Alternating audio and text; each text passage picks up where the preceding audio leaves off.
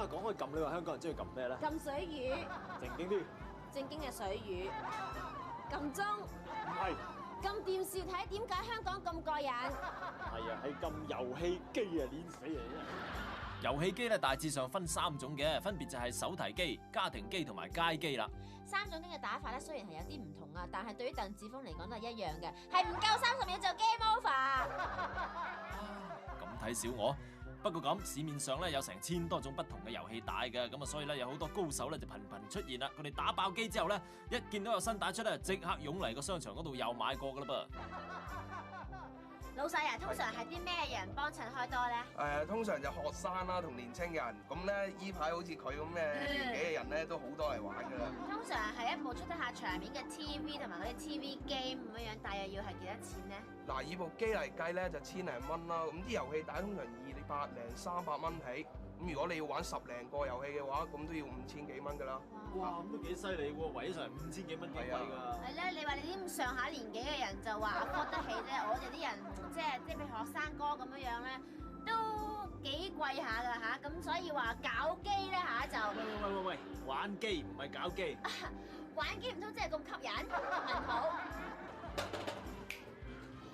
個答案就係睇下我身邊呢一位玩緊《餓狼傳說2》嘅葉先生，就知道佢點咁發燒法啦。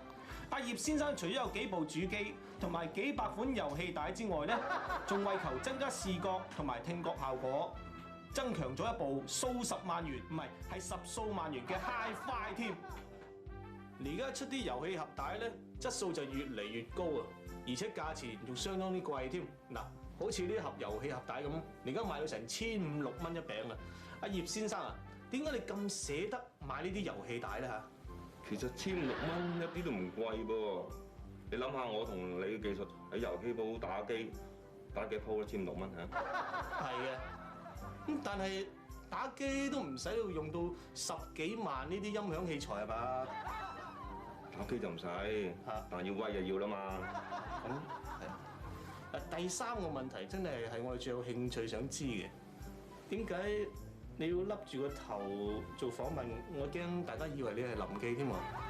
其實我就唔想出鏡嘅，但係與其俾你打格仔，不如笠住個頭算數咯。唉，真係發燒㗎！人哋用10幾萬嘅 Hi-Fi 嚟打機，睇嚟應該冇乜特別啫。冇乜特別，你出去睇下啊！